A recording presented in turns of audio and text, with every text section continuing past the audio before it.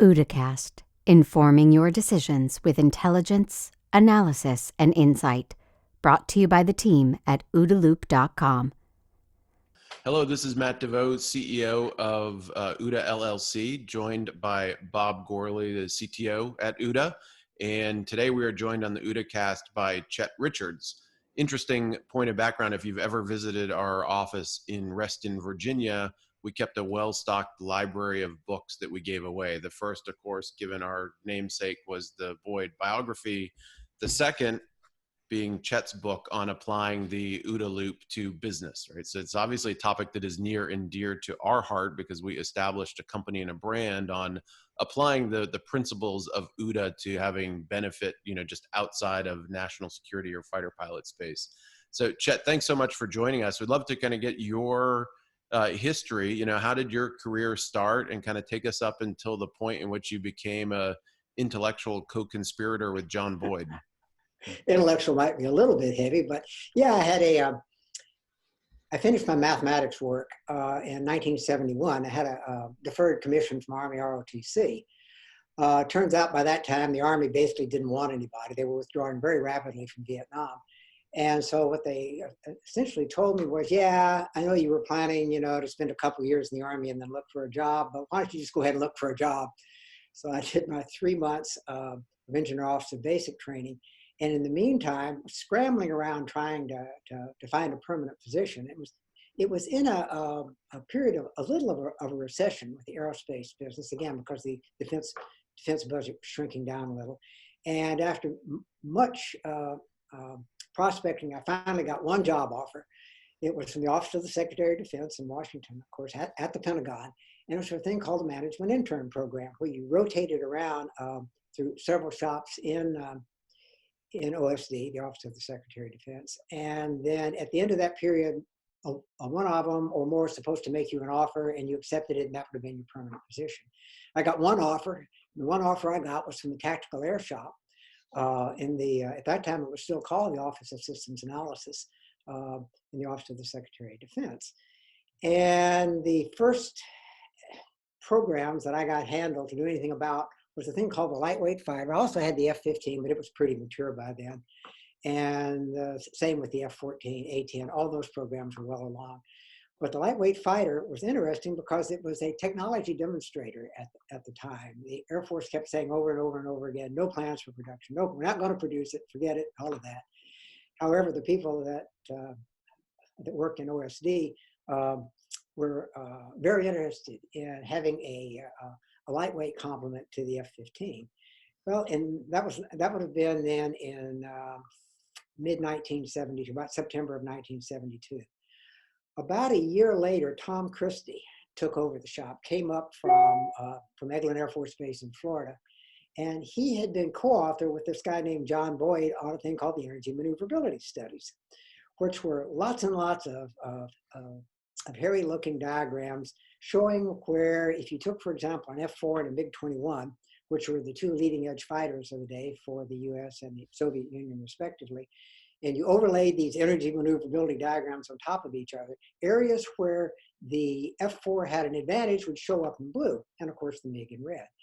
And by areas, I mean things like airspeed, altitude. So it said, okay, if you're at 20,000 feet and you're doing Mach 0.7, it said in that range, maybe a MiG-21 would have an advantage.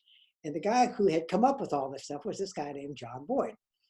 I said, well, this is really interesting, but like at this point, who cares? These airplanes have already been either put into production or the service was definitely not going to put them into production. Well, it turned out John Boyd was already at the Pentagon at that time. And I actually got to meet him in 1973, just before he went off to command an Air Force base in Thailand, in KP. And however, Tom, being his co-conspirator in all of this, was very, very familiar with the lightweight fighter program, had done a lot of stuff to kind of help get it going.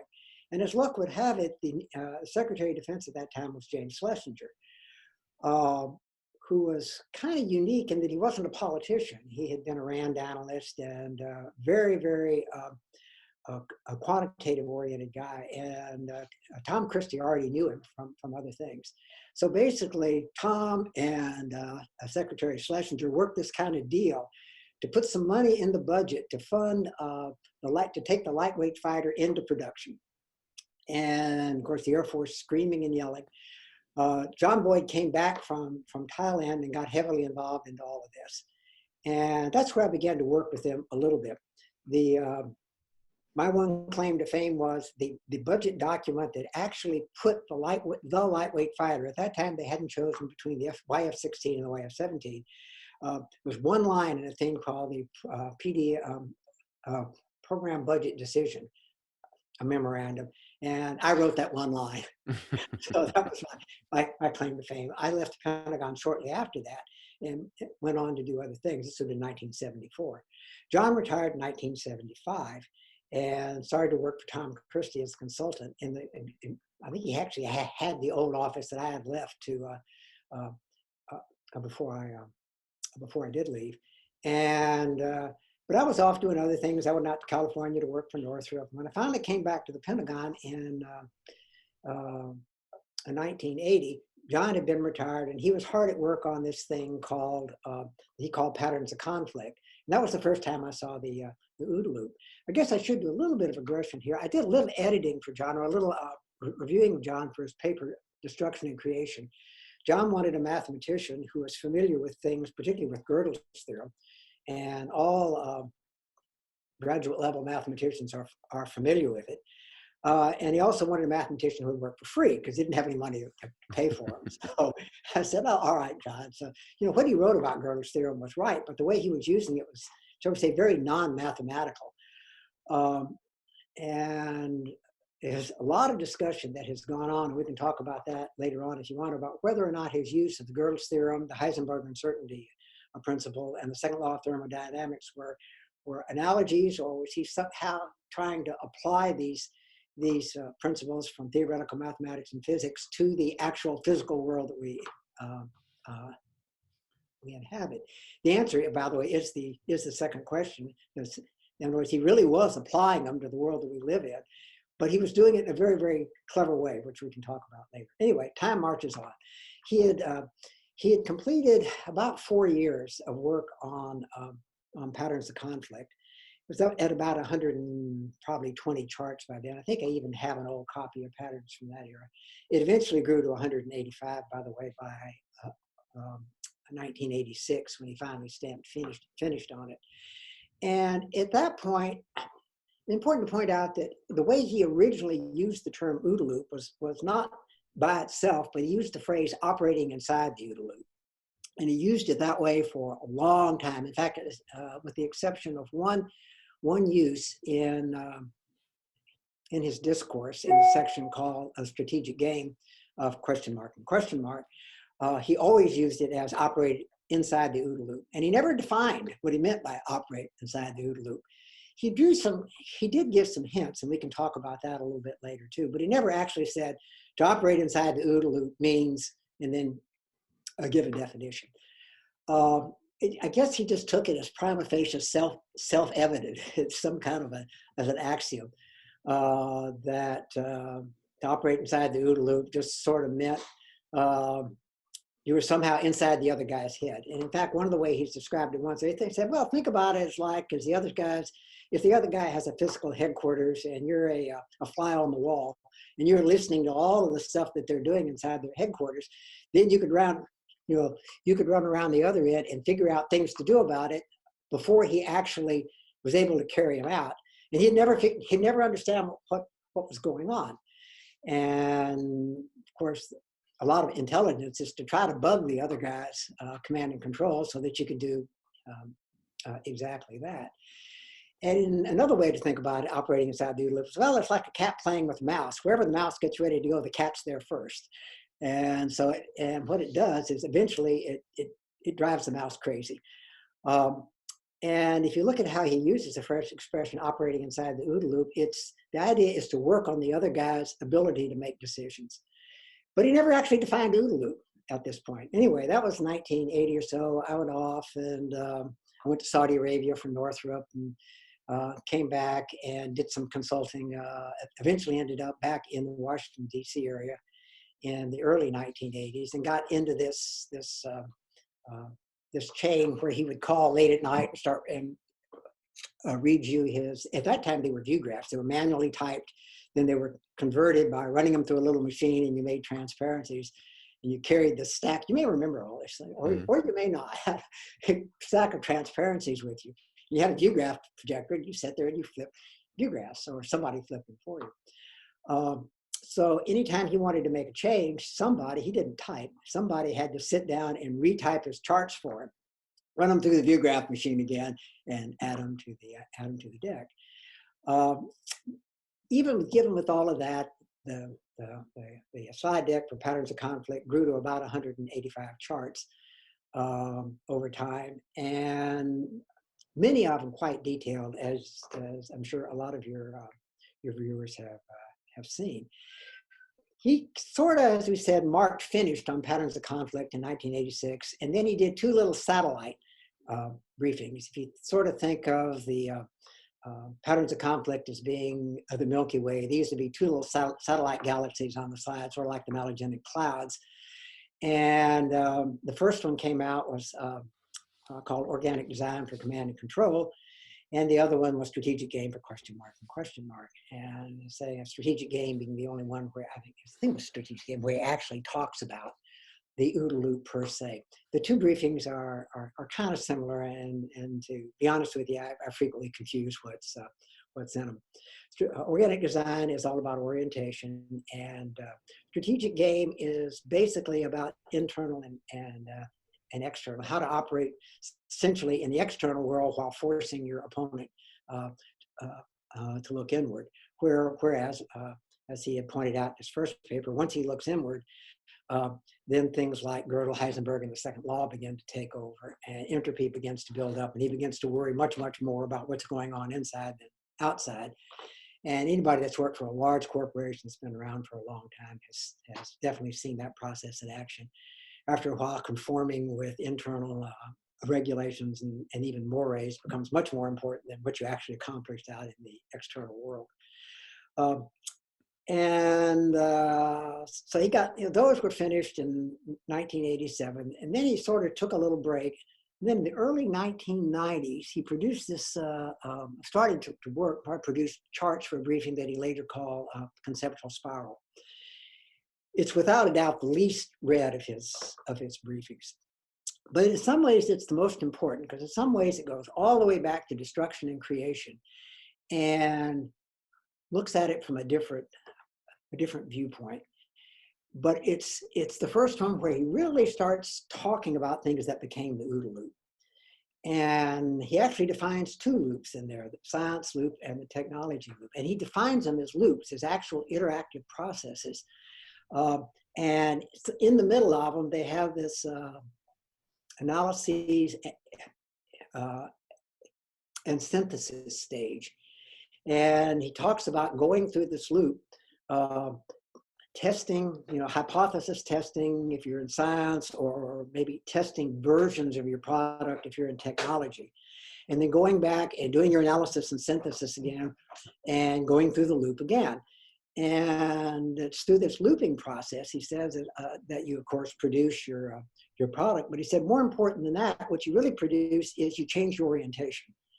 Because as you're interacting with the outside world and you're seeing what works and what doesn't, your mental models, which you had first described back in Destruction and Creation in 1976, your mental models get tweaked so that they start to make more accurate predictions. And if you're in science, the predictions are your hypothesis about how the world is working. And of course, if you're in technology, your hypothesis is this version of the gadget's going to fix the problems I saw in the last version of the gadget. And then you try it and you learn from the results. And so what you are able to do, he said, all right, that's fine, but how does that apply to strategy? And what it applies to strategy is, he said, this is the way you generate novelty. Because he had said, back in the late 1980s, that the real key to winning is the ability to generate novelty in a way that your opponent can't handle. And there's conceptually two buckets it falls into. You can take the gadget you already have now, or you can take the skill set you already have now, and you can figure out new ways to use it. So for example, simply that he has a diagram in Patterns of Conflict where he shows impression of the blitzkrieg, and on one side it's got one jagged arrow, on the other side it's got two jagged arrows, and he says that one of these German blitzkrieg generals has suggested to him, and he said a very interesting thing. He said, okay, if you do it like this and it works, the next time don't do it the same way, because you're learning, but you're also training your opponent too. And so the two on the other side is supposed to represent on the fact that the next time you do it, do something different. So he said, if you try something and it doesn't work, do something different. If you try something and it does work, do something different. Well, do something different means generate novelty. And Conceptual Spiral is essentially about how you generate novelty.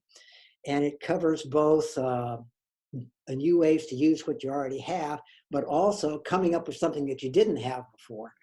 But it, oddly enough, doesn't include how you actually use it.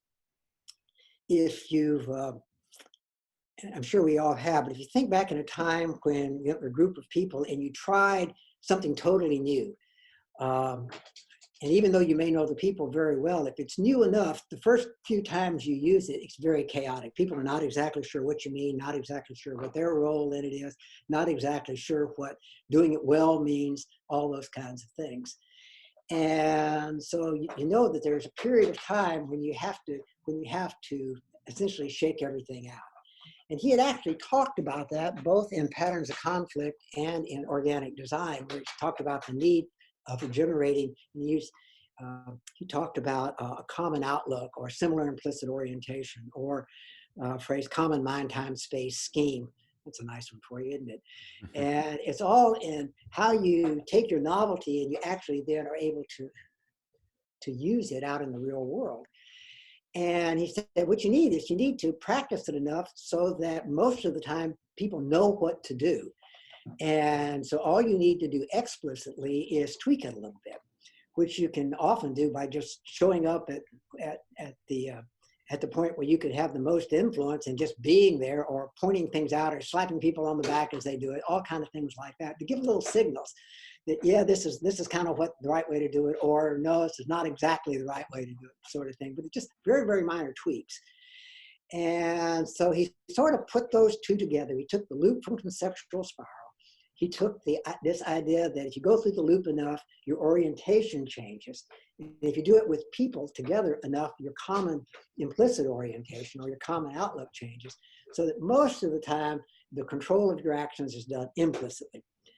And when you marry those two things together, the implicit feed from orientation to action and the learning loop from Conceptual Spiral, and you meld those two together at orientation, what you get is the OODA loop. OODA loop, which you put in quotes. Mm-hmm. And it's really very, very, very clever, because it takes those two processes, the using what you already have in generating that kind of novelty, coming up with new ways, and puts them all together in the same diagram, so you can see them all working at the same time. So anyway, that's kind of my introductory loop thing to where the OODA loop came from. And I got involved pretty heavily in Conceptual Spiral. Every chart will, write this down. Well, what do you think about this? Write this down. Yeah, that's really neat, John. Well, write this down. Well, what do you think about that? And it went on for hours. And then the very, very last thing he did in 1996, he actually started in 1995, was I got this envelope from him. And I don't remember whether it was I think it was probably just a piece of paper with a sketch on it, but we always like to say it was a napkin from the bar at the Fort Myer O Club, where every Wednesday evening they would sit down. And it was a little note saying, can you make a chart out of this for me? And it was the beginnings of what became that OODA Loop sketch.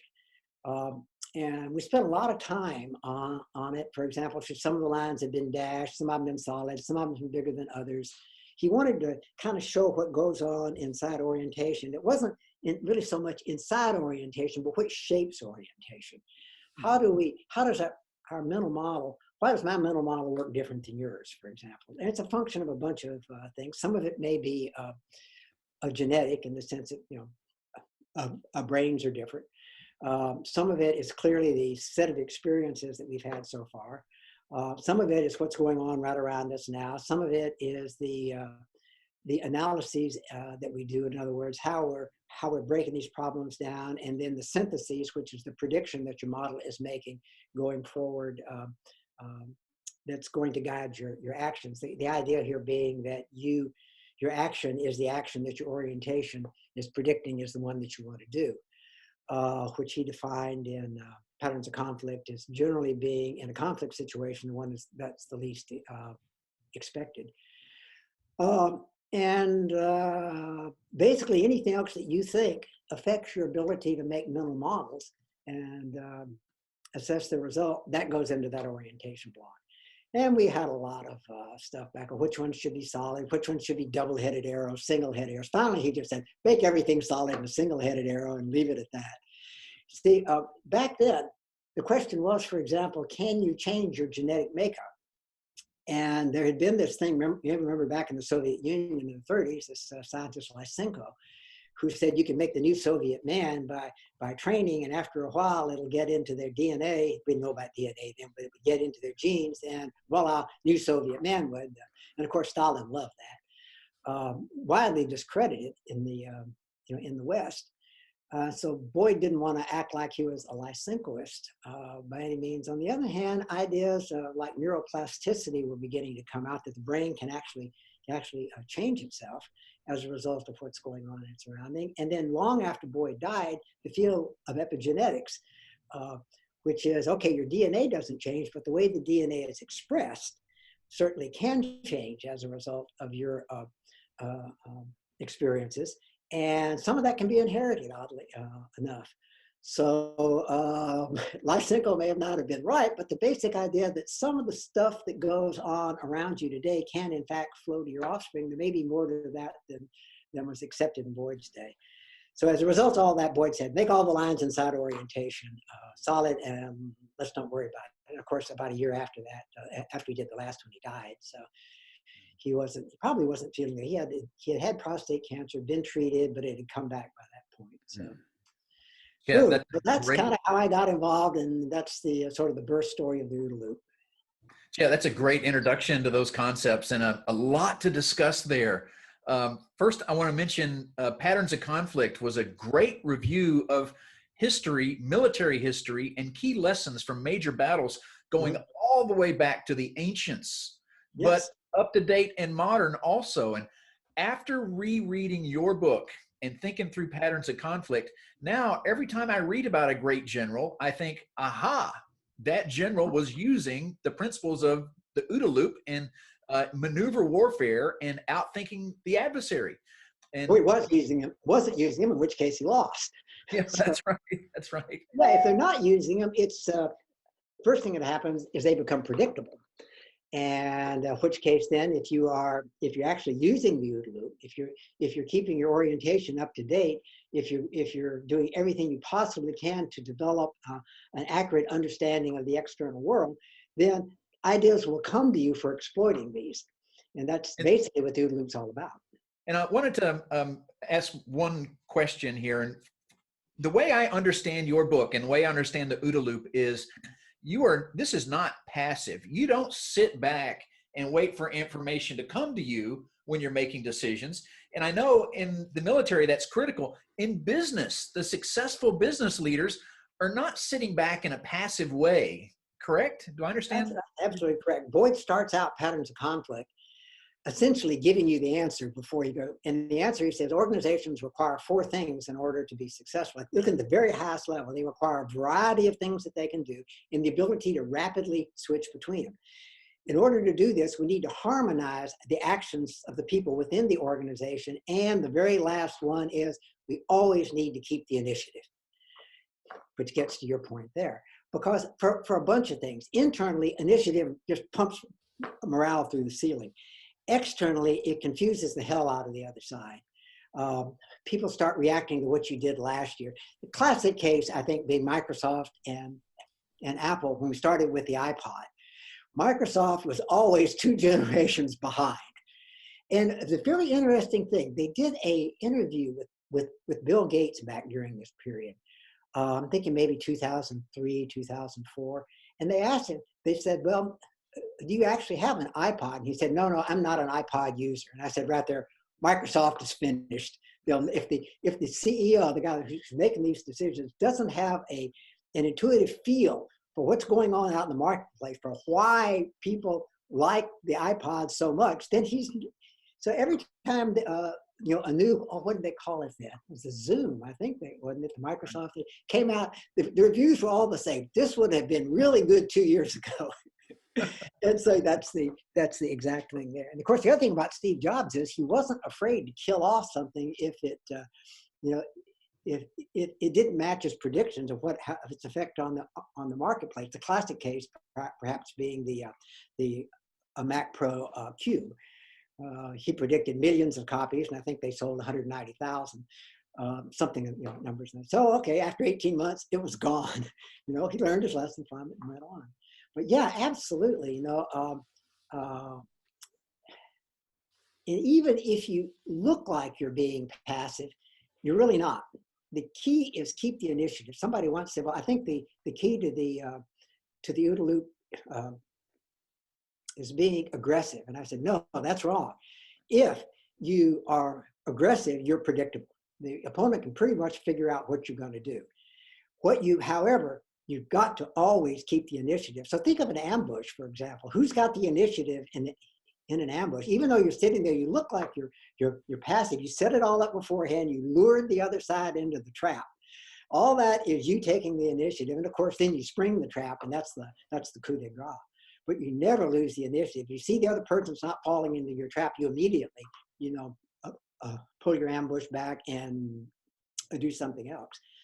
And that's something that he got from the Germans. It said, they told him offense, defense, those are just words. Instead, but you must always keep the initiative. So very, very good point that you made. And so relevant to business. So thanks, Chet. Yeah. Oh yeah, absolutely, absolutely. In fact, that's one of those areas where war and business kind of intersect. They are so different endeavors that I tell people, you'll go to very, very strong links not to include them. For one thing, war always focuses on the competitor, the opponent. In business, we don't have components, we have competitors, and tomorrow they may be partners, and of course, the day after that, they may be your boss, but that's okay. An acceptable outcome for a lot of people in business is to have your business bought up at an outrageous price by somebody else, whereas that's generally not an acceptable outcome in war. So you see, but the idea of keeping the initiative, I think, is runs through all implementation of Boyd's work, business as well as war. Can you step us through, was there an aha moment when you recognized that there was this intersection between business and what was happening? Odd that you should mention that. There was. I don't know if it reaches the level of a Satori or not, but yeah, I was working for Lockheed at the time, and this would have been 1986 or 87. And at Lockheed, they took, it was about 3 weeks off for Christmas vacation because it's basically it was a big factory. And absenteeism got to be so high after about the first week of December, they just shut the plant down. And then you came back the first week of January. And I had gone over to our local library, and I'd seen this book by Tom Peters. And of course, we all knew In Search of Excellence.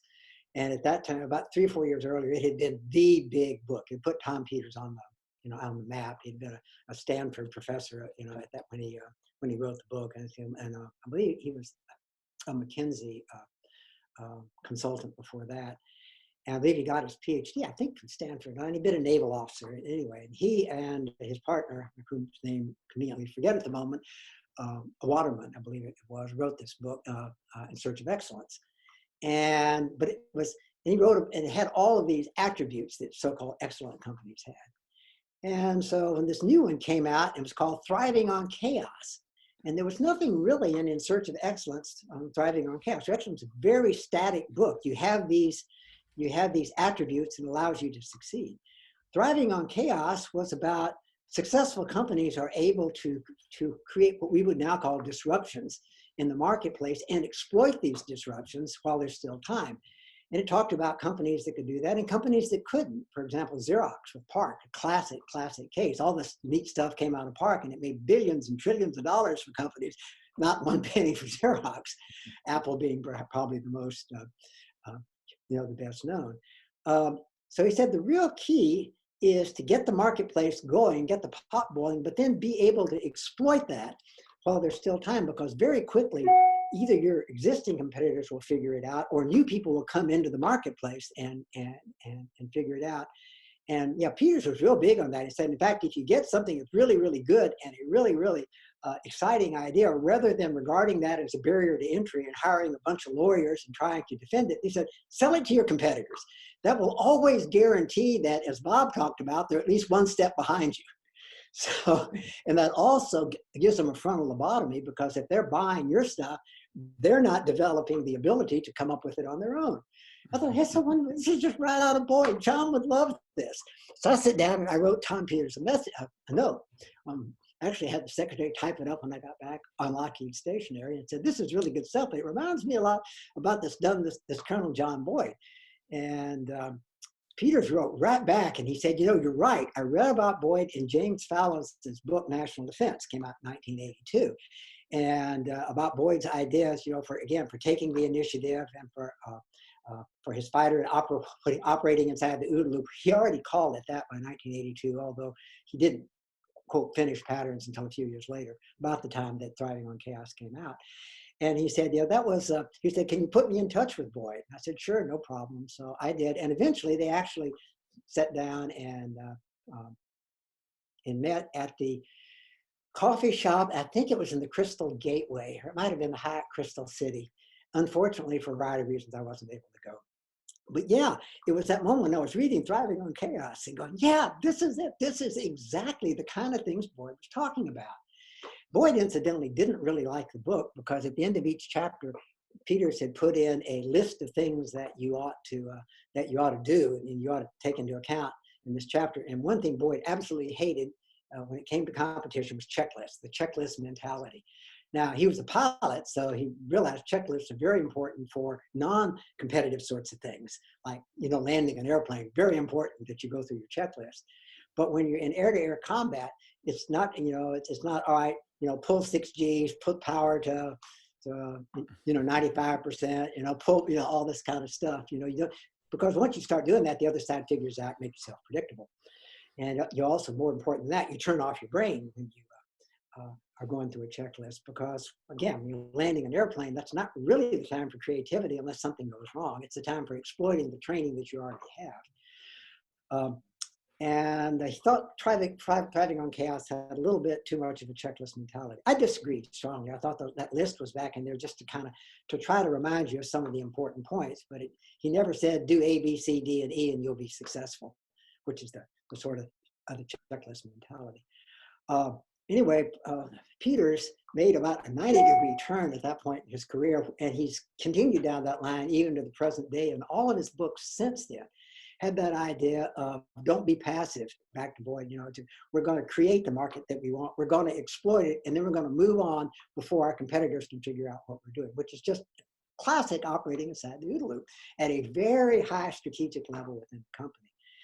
And for a long time, Tom and I wrote back and forth. I still have enormous respect for him, by the way. I think of the practicing business strategists today, he's certainly the one that's sort of closest to Boyd's philosophy, present company accepted, of course. And even in the stuff that he's writing today, I think that the underlying philosophy is still there. So that was kind of my aha moment when I was reading Certain to Win. Not certain when I was reading. I was thinking, I thought that book, by the way, did give me the idea of writing Certain to Win, because it was about a year and a half. I came back after that and then tried to put some of those ideas, some of Boyd's ideas, some of what I was reading about, started picking up the Toyota production system about that time. And I put together a briefing called War, Chaos, and Business. And every time I do a new chart, I'd send a new copy of the briefing to Boyd. Boyd would write back and I'd call back. Phone would ring, hey, can you talk? Or no, he would say, hey, can you call me back? Because he didn't want to pay for long distance calls. Remember back then you had to pay for long distance. So I'd hang up, and I had the Lockheed a telephone system at that time I could use for free. So I'd call him back. And we would talk, and I'd send him new copies of the briefing, and he would circulate them around, and he'd send me feedback on them. I'd do another new copy of the briefing. And finally, about 1988 or so, I said, hey, you got to write this stuff into a book. And I said, John, you never wrote it into a book. And he said, that's different. That doesn't make any difference.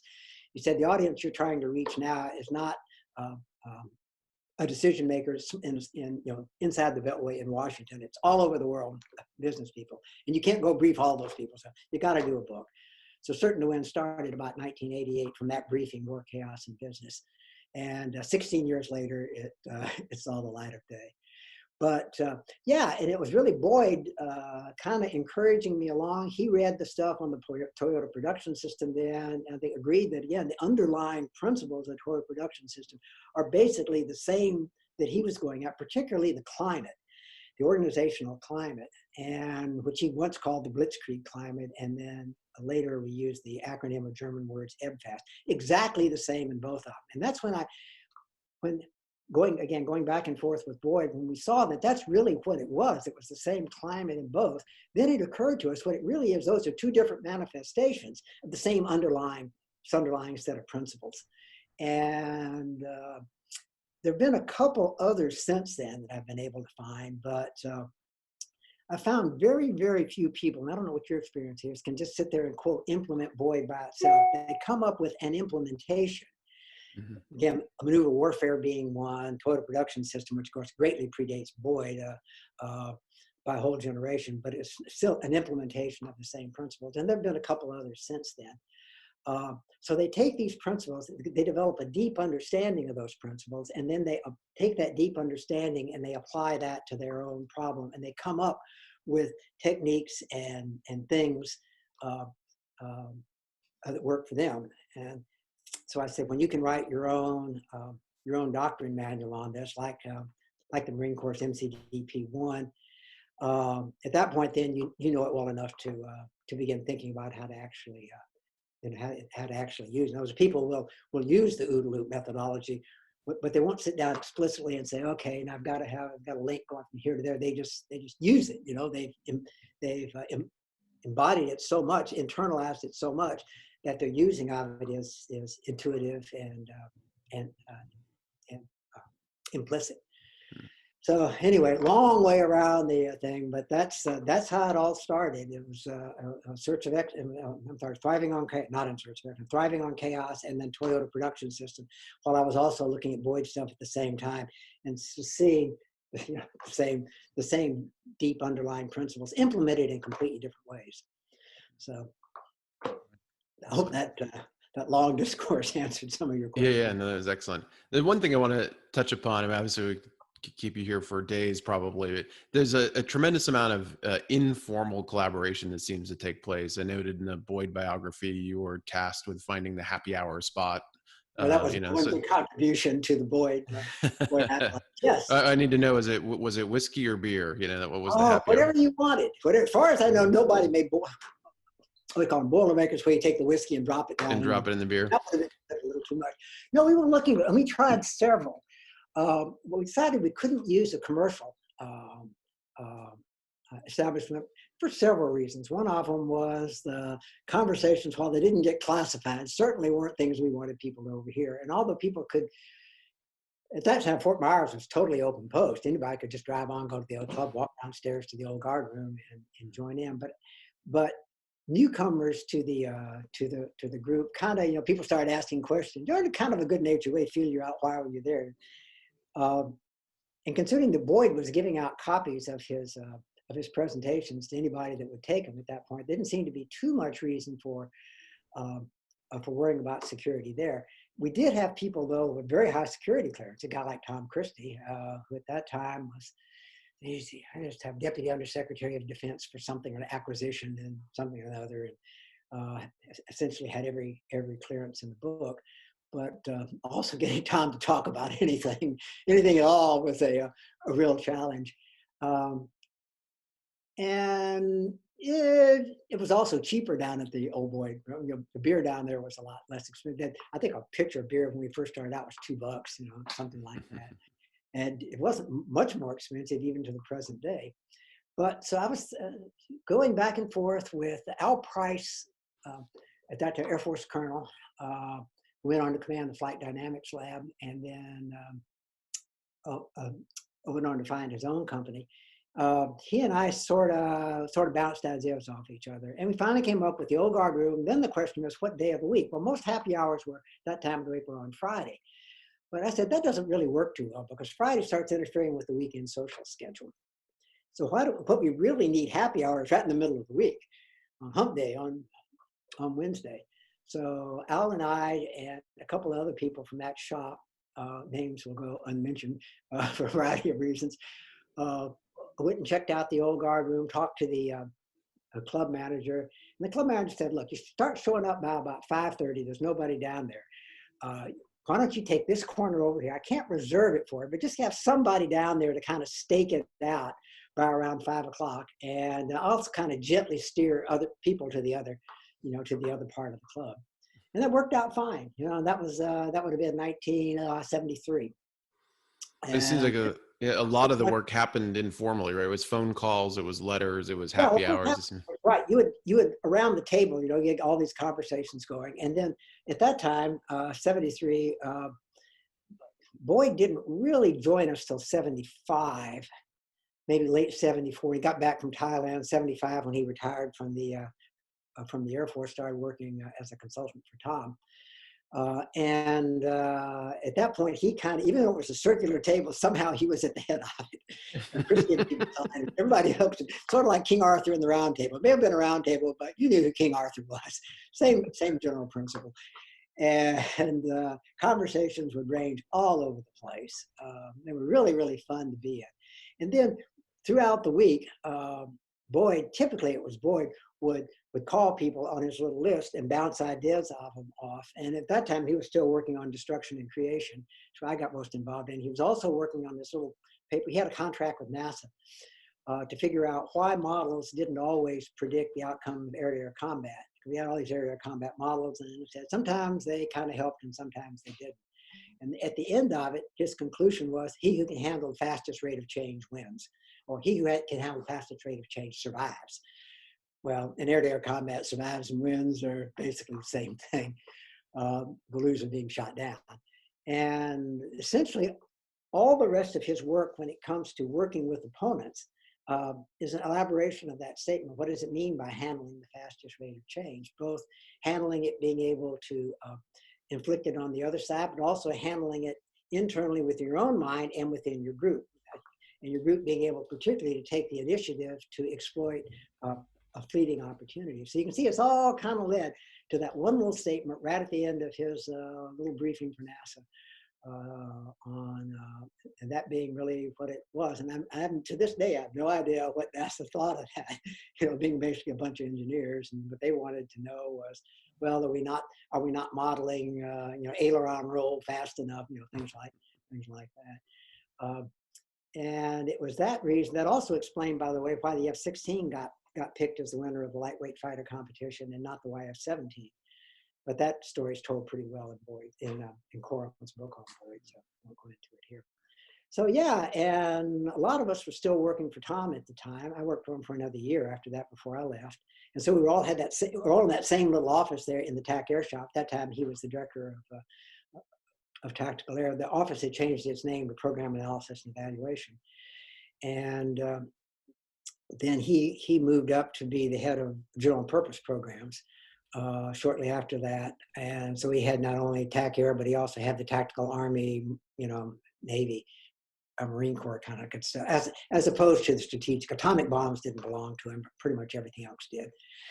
And we were all right there in the Pentagon, essentially, made it, or we were consultants to the Pentagon, came in and out a lot. So that led to that very high level of interaction among these people. We talked about, and Boyd used to talk about, turn the heat up and get the pot boiling kind of thing.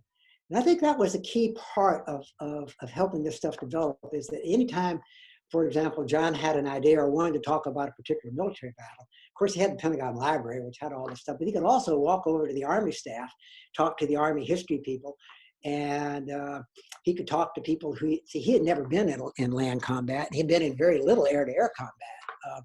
But there were a lot of people in the Pentagon that had been in quite a bit of land combat, going all the way back to World War II. so he could sit and talk to them about their experiences, about what it actually felt like, and what it felt like to have control and lose control, and how they actually exercise leadership. And he also, because of that position there in OSD, he was able to interview several of the German generals. Battelle had a contract at that time, and Pierre Spray who was fluent in German, did the translation. So he was able to take a lot of these ideas and actually talk to guys like Hermann Balk, who was one of the Germans regarded him as perhaps next only to Rommel as being their greatest exponent of maneuver warfare. And von Mellenthin, who wrote the book Panzer Battles, the Balk's chief of staff for a while, and several other of these guys came through. So it was a very high, probably never possible to put it together again, amount of interaction among all these people that went through this analysis, lots of analyses, and the synthesis beginning to form. Ideas could be tested and things could be changed. And this went on for about 10 years while Patterns of Conflict was being written. So if you compare that to a PhD dissertation, it takes 2 or 3, maybe if you're slow, 3 years, 1 or 2, writing all this up. This was 10 years of intense study, almost 24/7, with all of the resources of the American Defense Department, available to you. Since he was a consultant to Tom, he kept his security clearance. And he kept access to basically where he wanted to go. And Tom, of course, opened doors for him if he needed to. So it was the kind of thing that basically can never be repeated. Very, very interesting question. Yeah. And again, there too, everything you're saying has so much direct relevance to industry. And you made me think a couple other thoughts. One is the trust-based networking that occurs in a small group like that, where you meet informally, talk about whatever you want to. That occurs in industry a lot. Well lubricated. We have this pandemic right now has put so much of that on hold. We try to do that trust-based networking by video like this, and we can maybe maintain networks, but it's hard to create new networks. And I also wanted to say that, something you just made incredibly clear is these CEOs, you mentioned initiative, you mentioned agility, you mentioned survival, you mentioned strategy. They should all take to the OODA Loop without even needing to know what that concept is. Because if you're a successful CEO, you already know that at best your strategy is only good once. It has to be dynamic, or you're certain to lose instead of being certain to win. That's exactly right. So I wanted to ask other thoughts on what you would say to the CEO about John Boyd and the OODA Loop and how it applies to CEO decision-making. That's a really, really interesting question. I think the point of interest for me there would be what do CEOs really do? And we talk a lot about decision-making, and decision-making is important because it selects an action from among a universe of potential actions, and it acts as a harmonizing device. So if you put it in Boyd's terms, what he's really talking about is it sort of designates a Schwerpunkt.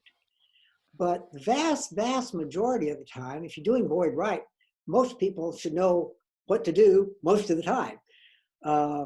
So then the question becomes, what is the CEO's job? And that's where I think if you take it the next step to Boyd did and put it in this leadership and appreciation. And again, I think most, in fact, maybe all successful CEOs that have been successful over a period of time can always be lucky once, even a blind hog, da-da-da-da-da-da. But what happens is if you're not, then the people within your organization that are really good will leave and go somewhere else or start their own company, or they'll get together with a bunch of their folks and start a company. In other words, you can only be a lousy CEO, I think, so long. Or again, as Boyd used to say when he asked about, General Motors didn't operate according to this, and they were successful for so many years, and he had 2 answers to that. Well, where are they now? And his second is, who is their competition? He said, it's not necessary that you exercise his philosophy perfectly. He said, you just have to be better than your competition. He said, that's really the mark of a maneuver-based strategy, as opposed to what he called a false strategy. False strategy is it doesn't work. People say, you didn't do 8.3 correctly. And all of this stuff, it's you use it a little, you get a little, you use it a lot, you get a lot. And that's virtually a quote from Sun Tzu. And like I said, Boyd eventually all goes back to Sun Tzu.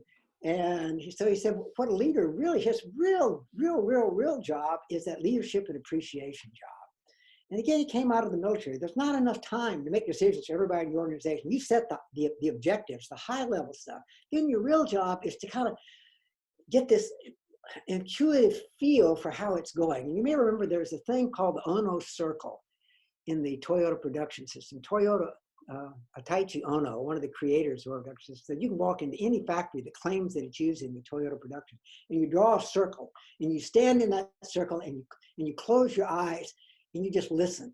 And maybe exaggerate a little bit, because you can keep your eyes open if you want. But he said you can really quickly tell if they're using my system or not, because you have such an intuitive feel for how it's supposed to be, for what the level of activity is, for what the talking back and forth, and how often if people are pulling the end on to stop the line, and what happens when they do, and the level of general chatter, and the level of flow. You can tell if things aren't flowing. He says, once you understand, you can, and you develop this intuitive feel, and then that's what you want to use.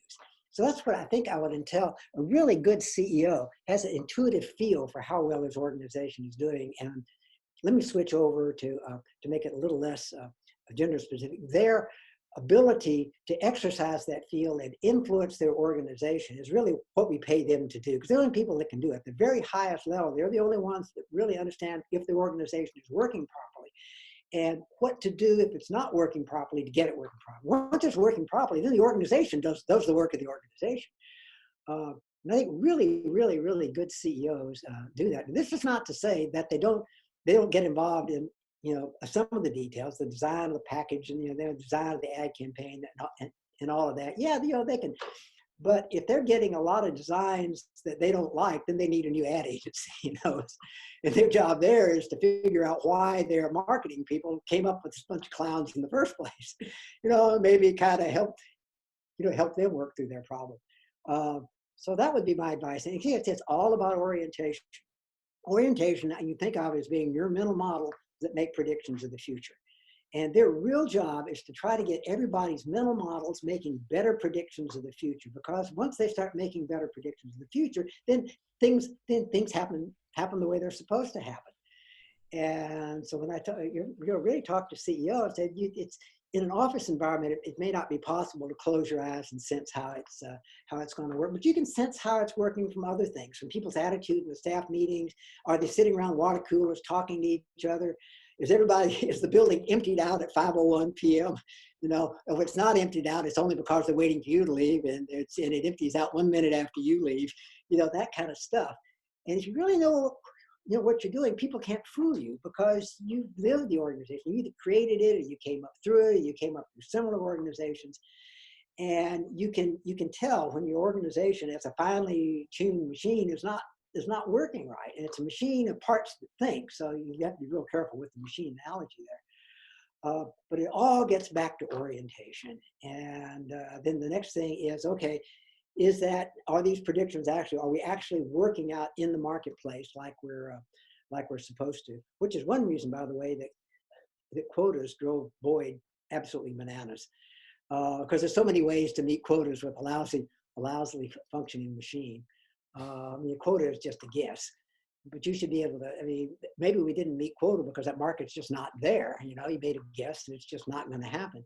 But the question is, how well did your organization do in trying to do that? Do we need to help them work better, or we need to shift the Schwerpunkt a little, kind of things? These are things only CEOs can do. Only the CEO can really go to the shareholders and other stakeholders and say, yep, things are really working, and they're going to work better next year this way, or they're not really working, and here's what I'm going to do about it.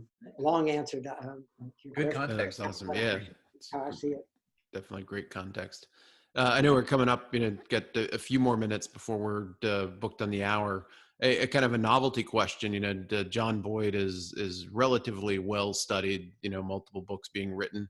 What is there a nugget of truth about him, or an insight about him that is not well known out there, kind of in the public domain?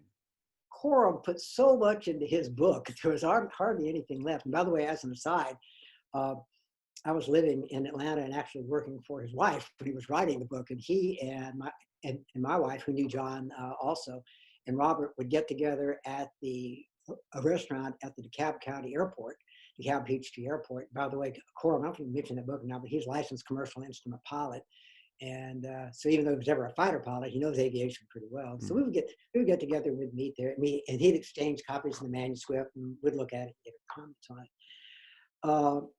And then I was up in Washington several times when he was interviewing Pierre and Chuck Spinney and some of these other people. And there's been some question about whether or not he exaggerated in that book or things like that. I can assure you he didn't. Everything that in that book was checked and double checked. And anytime anyone of Boyd's people told him something, he would try and find another one of Boyd's people to verify it or correct it. So there's really very little about John Boyd that I can tell you that's not in the book, with one possible exception. He would call, and I would at home, like on the weekends, and I wouldn't always be available. One of the kids would sometimes answer the phone. And despite this big, gruff fighter pilot, Anthony Quinn type, exterior that he put out, was a Tywin Lannister type exterior. He would talk with the kids. Hey, how you doing? How you doing in school? Well, how you doing in math? Well, tell me what math you do. What are you doing in math now? What are you taking in your science classes? And he would sit and talk with them until either I became available or at some point he'd say, oh, all right, well, ask your dad to give me a call back. And so my kids, in some sense, probably knew Boyd at least as well as I did. And even though, they both eventually did end up in scientific type stuff. My oldest daughter being in public health and being a biologist, and the youngest one being an actuary and now doing app development. And both out, so in that sense, I thought it was kind of funny is that he really got along very, very well with the kids. Something I would not have predicted ordinarily. So I can pass that along to you. He could be very aggressive in debates, but he never took it personally. As long as you could hold up your end of the argument, he didn't mind, talking with you. And every now and then he'd come out and say, Tiger, that was a good one. You got inside my OODA Loop, Tiger.